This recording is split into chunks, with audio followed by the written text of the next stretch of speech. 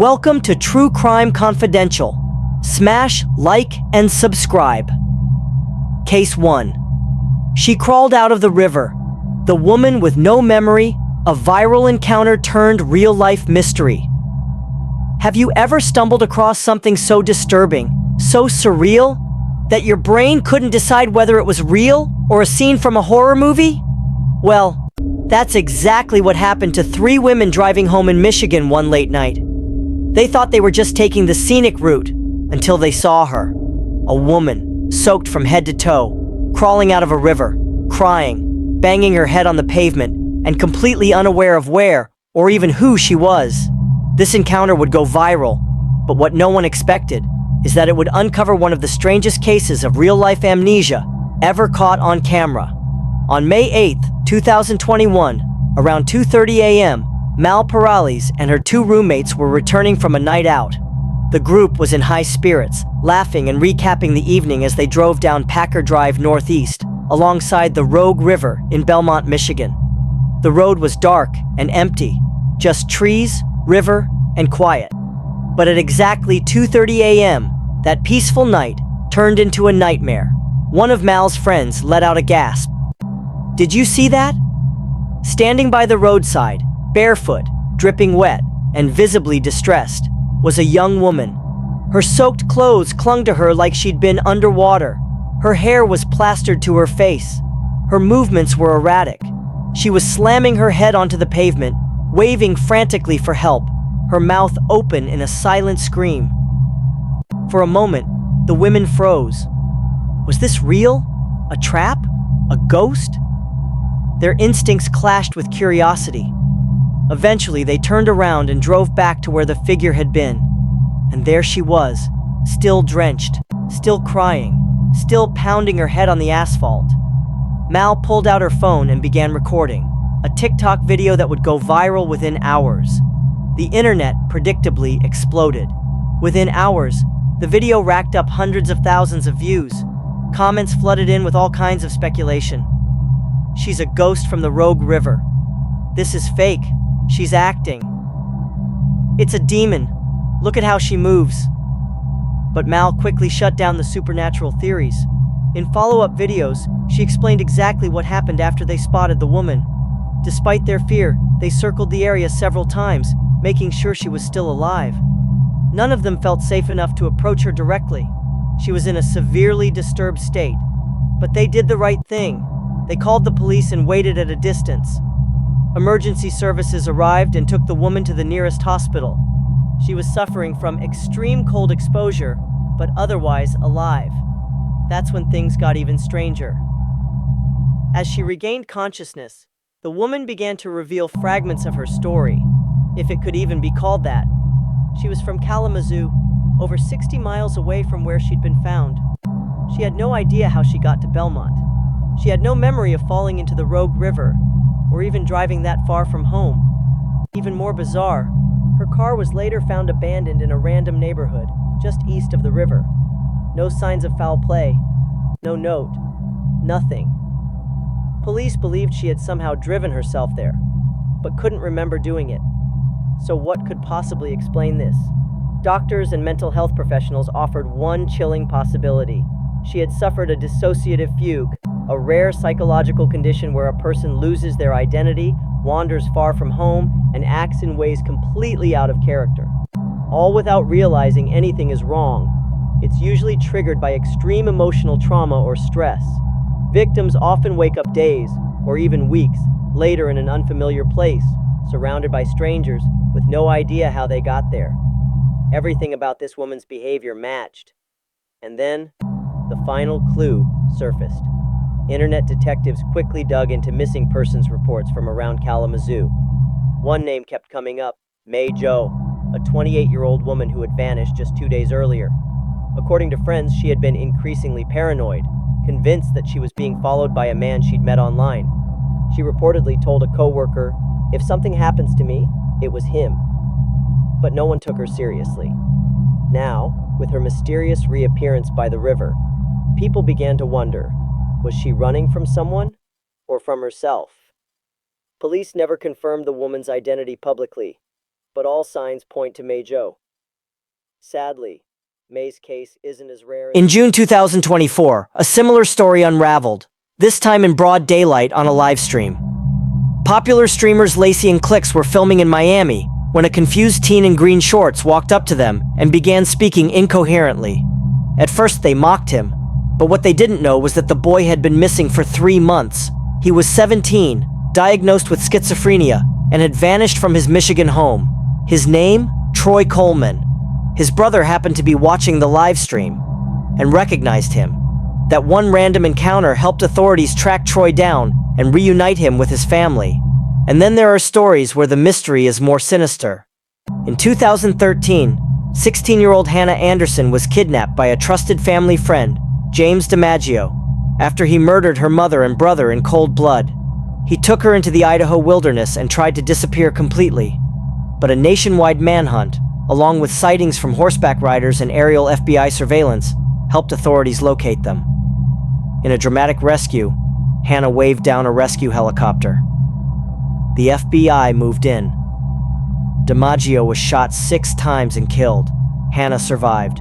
She now lives a quiet life in Vancouver. So what connects these cases? The answer: fragile minds in a world that isn't gentle with them. Sometimes it's mental illness. Sometimes it's trauma. Sometimes it's the very people you trust. But each of these individuals, May Joe, Troy Coleman, Hannah Anderson, were lost, both physically and emotionally. And yet they were found, by accident, by vigilance, by luck. But how many others aren't found? So now I leave you with this question. How many missing persons are walking among us right now? Forgotten, dissociated, mentally unraveling, while the world scrolls past them on TikTok. Have we become so desensitized to strange behavior that we laugh at it instead of asking what's really going on? Let us know what you think in the comments below.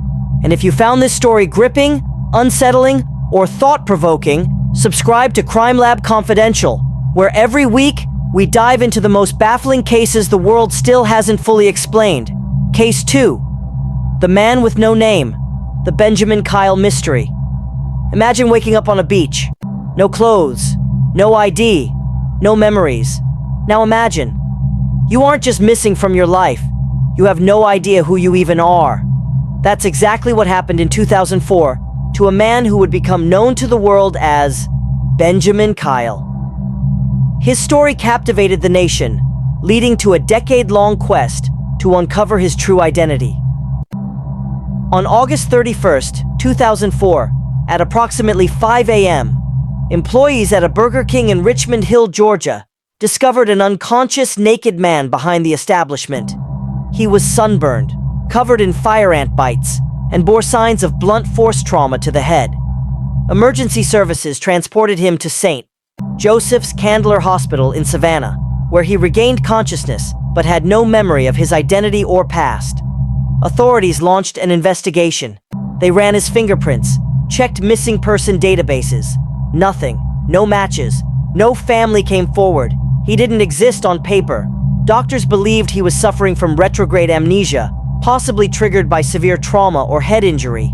Some speculated it was a dissociative fugue, similar to the Rogue River woman's case, but Benjaman Kyle remembered nothing. Benjaman retained vague memories, such as a familiarity with Indianapolis and Denver, and a strong belief that his birthday was August 29, 1948. He also demonstrated knowledge of restaurant operations, suggesting a background in the food service industry. However, these fragments provided no concrete leads to his true identity. The mystery gained media attention. Kyle appeared on Dr. Phil, Reddit AMAs, documentaries. This platform aimed to reach audiences who might recognize him, but despite widespread exposure, no definitive information emerged. His case highlighted the challenges faced by individuals without identification in accessing employment, housing, and healthcare. How does a man just vanish from every system we have? In 2011, forensic genealogist Colleen Fitzpatrick began analyzing Benjaman's DNA, identifying potential relatives with the surname Powell in the American South. Building upon this, genetic genealogist C.C. Moore constructed a family tree, eventually leading to a match with a close relative. In September 2015, Benjaman announced that his true identity had been discovered. William Burgess Powell, born on August 29, 1948, in Lafayette, Indiana. Following the confirmation of his identity, William Powell reconnected with surviving family members. He obtained a new social security number and began rebuilding his life. William Powell has chosen to live a private life, away from the spotlight. To this day, he has never revealed what happened, whether he truly forgot or chose to forget. What if you lost everything, not your phone or wallet, but your entire sense of self? Would you want to remember or stay lost? Perfect, since your first two videos explored. 1. A woman emerging from a river with no memory, fugue state. 2. A man found behind a Burger King with total amnesia, Benjaman Kyle. Let's continue this series with another psychological true crime mystery involving memory loss, identity confusion, and a disturbing twist. And if you found this story gripping, unsettling, or thought-provoking, subscribe to Crime Lab Confidential, where every week we dive into the most baffling cases the world still hasn't fully explained. Case 3, Lost in the Wild, the incredible survival of Lisa Theris. Imagine being lost in the Alabama wilderness for nearly a month. No food, no clean water, no shelter, and worst of all, no one looking for you. This is the unbelievable true story of Lisa Theris, a woman who disappeared without a trace and re-emerged weeks later, naked, disoriented, and fighting for her life. What happened during those weeks? And how did she survive? This is a case that defied all odds. Lisa Theris was a 25-year-old radiology student from Louisville, Alabama. On July 23, 2017, she vanished without warning. Friends and family were left baffled. Lisa wasn't known for disappearing or behaving erratically. She had been in contact with two men earlier that day who were later arrested for burglary in the remote Bullock County woods, but Lisa was nowhere to be found. Despite extensive searches and local efforts, there were no signs of her. No leads, no evidence. Days turned into weeks. The case grew cold. Her family feared the worst. Then, on August 12th, 25 days after she vanished, Lisa was spotted by a motorist on a rural highway in Bullock County. She was naked, dirty, scratched, and covered in bug bites.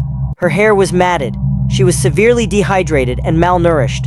She had reportedly lost over 50 pounds. Lisa was rushed to a hospital, and what she told investigators was nothing short of incredible. Lisa claimed that after separating from the two men, she got lost in the dense forest with no supplies.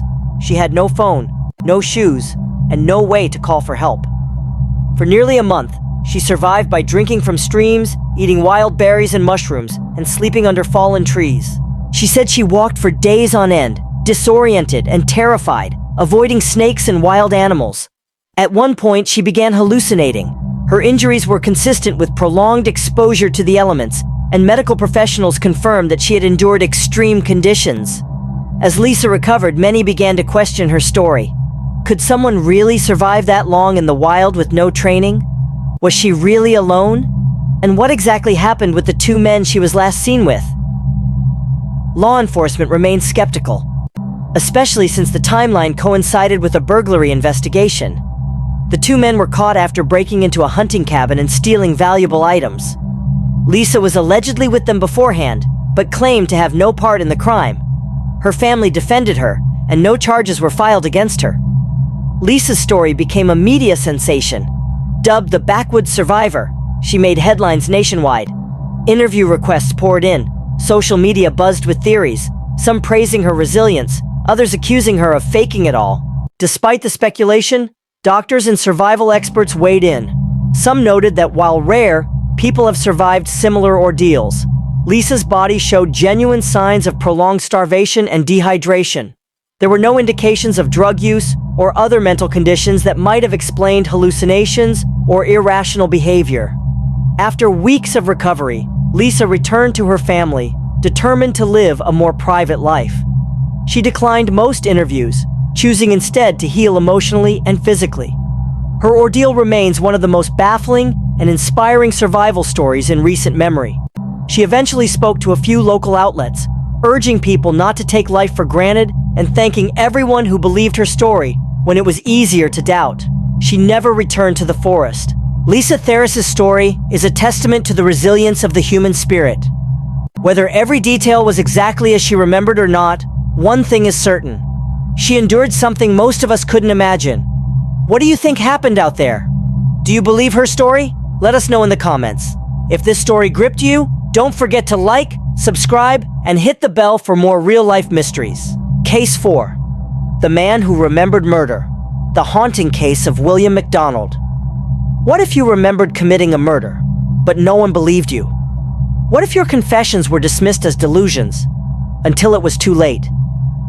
This is the chilling true crime mystery of William McDonald, a man haunted by memories so gruesome, even he questioned if they were real. But what investigators eventually uncovered would shock an entire nation. In the early 1960s, a man named William McDonald walked into an Australian police station and confessed to a series of brutal murders. The officers were skeptical. McDonald was eccentric, anxious, and mentally unstable.